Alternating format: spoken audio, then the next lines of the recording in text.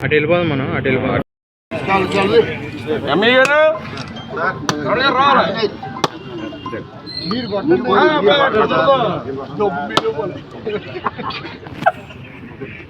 కూడా రాష్ట్రంలో జరిగే అనిశ్చిత ఏంటో మనకు తెలుసు. ఓ పక్కన రాష్ట్రాన్ని అడ్డగోలుగా దోసి ఒక బెట్టింగ్లో డబ్బులు పోగొట్టుకున్న వ్యక్తి విగ్రహం ఓపెన్ చేస్తాను వెళ్ళి పరిక్రమణలో ఇద్దరు కార్యకర్తల ప్రాణాలు పోయినప్పుడు కూడా కారులో ఉండి కూడా చూసి చూడనట్టు యాక్షన్ చేసేటువంటి మాజీ ముఖ్యమంత్రికి ప్రాణం అంటే లెక్కలేదు. ఎందుకంటే రాజకీయం కోసం ఏం చేయడానికని వెనకాడు. వాళ్ళ సొంత బాబాయిని సింపతి కోసం కానీ గులకరాలతో కొట్టించుకుని ఓట్లు వేయించుకునే విషయంలో కానీ సుధాకర్ అనే డాక్టర్ని ఏదో మాట అన్నాడని పిచ్చోడని చెప్పి చంపేసిన పోలీసులు చంపించిన విధానం కానీ ఎస్సీ డాక్టర్ని, అదే కాకుండా మరి సుబ్రహ్మణ్యం డ్రైవర్ని చంపించిన విషయంలో కానీ వాళ్ళందరూ కూడా ఈయన విగ్రహాలు పెట్టి దండలేస్తాడేమో నాకు తెలియదు.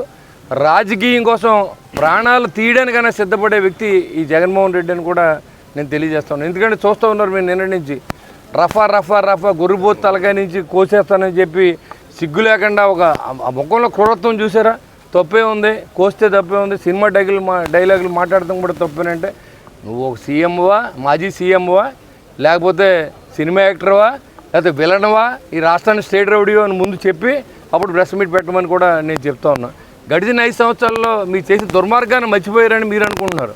గడిచిన 5 సంవత్సరాల్లో 1 సంవత్సరంలో మిమ్మల్ని మర్చిపోరు. మీ తండ్రి ముఖ్యమంత్రిగా ఉన్నప్పుడు సంపాదించిన డబ్బు కానీ తర్వాత మీరు ముఖ్యమంత్రిగా ఉన్నప్పుడు సంపాదించిన లక్షల కోట్లు రాష్ట్రం లూటీ అయిపోయి ఈరోజు ప్రభుత్వాన్ని నడపాలంటే అగమ్యగోచరంగా ఉన్నటువంటి పరిస్థితి.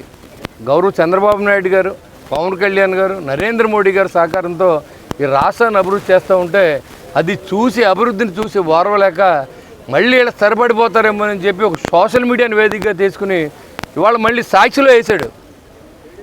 ఆ వెహికల్ కింద పడినప్పుడు బతికే ఉన్నాడంట. మనిషికి యాక్సిడెంట్ అయినప్పుడు ఫస్ట్ బతికే ఉంటాడు, తర్వాత చనిపోతాడు.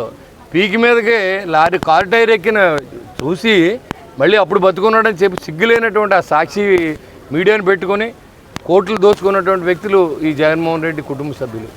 ఎందుకంటే మీరు చూస్తూ ఉన్నారు కదా, ఇవాళ గులకరాయి కేసు మీకు తెలుసు, లేక కోడికత్తి కేసు మీకు తెలుసు, వాళ్ళ బాబాయ్ మర్డర్ కేసు మీకు తెలుసు, సుబ్రహ్మణ్యం కేసు మీకు తెలుసు, సుధాకర్ డాక్టర్ కేసు మీకు తెలుసు. ఎవరో మా అక్కనే ఏమి ఇబ్బంది పెట్టొద్దంటే తమ్ముడిని మరి వైసీపీ నాయకులు మరి పంట పొలంలో తీసుకెళ్ళి తగలబెట్టిన సందర్భం కూడా మీకు తెలుసు. అలాంటి దుర్మార్గమైనటువంటి మాజీ ముఖ్యమంత్రి శాస్త్రాలు మనం చూసాం. ఇవాళ గత ప్రభుత్వం మరి సంవత్సరం నుంచి కష్టపడి పనిచేస్తూ ఉంటే ఇవాళ ఓర్వలేక మీరు మాట్లాడుతూ ఉన్నారు. మీకు 150 సీట్లు ఇస్తే మీరు 5 సంవత్సరాలు కూడా కోర్టుకు వెళ్ళకుండా ఆపుకున్నారు తప్ప ఈ రాష్ట్రానికి ఒరిగింది తెలియదు. రాష్ట్రాన్ని అడ్డగోలుగా దోచుకున్నారని కూడా మీకు తెలియజేస్తూ ఉన్నాం.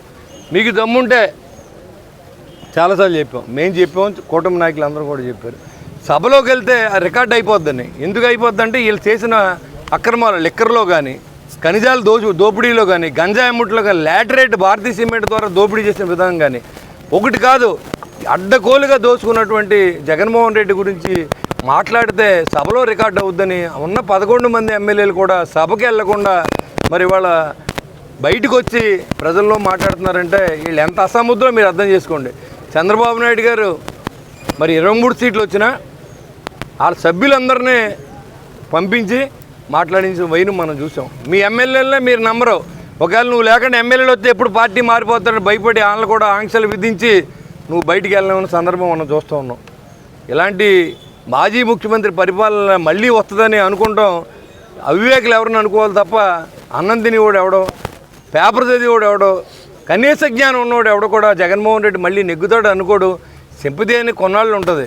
ఇవాళ అరెస్ట్ అయిన నాయకుల గురించి మనం తెలుసుకుంటే వాళ్ళు మాట్లాడే విధానం, పవన్ కళ్యాణ్ ఇంటికి వచ్చి పవన్ కళ్యాణ్ కూతురు రేపు చేస్తానని చెప్పి, చంద్రబాబు నాయుడు గారి భార్య గురించి ఒక్కరి భాషలో మాట్లాడిన వ్యక్తులు కానీ, లోకేష్ గారి గురించి మాట్లాడిన వ్యక్తులు కానీ, వాళ్ళు చేసిన తప్పులు కానీ, లిక్కర్లో దోచుకున్న వైనం కానీ, పార్టీ ఆఫీసును ధ్వంసం చేసిన విధానంలో కానీ అనుభవించాలి.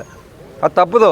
దానికి మేమేదో చేస్తున్నట్టు కూటమి ప్రభుత్వం అరెస్టులు ఏం చేస్తుంది, రెడ్ బుక్ రాజ్యాంగం అని గగ్గోలు పెడుతూ ఉన్నారు. మీరు ఎంపీలు తీసుకెళ్ళి కొట్టించారు, సామాన్యులు చంపేశారు, గులకరాళ్ళ పేరుతోనూ లేకపోతే కోడికత్తికి పేరుతోనూ అక్రమంగా ఎదర పార్టీని నిందించారు. అదేవిధంగా ఈ 5 సంవత్సరాలు మీకు పబ్బం గడుపుకోవాలనుకుంటున్నారు తప్ప సిద్ధశుద్ధిగా సరే మనం నెగ్గితే ఏం చేస్తాం,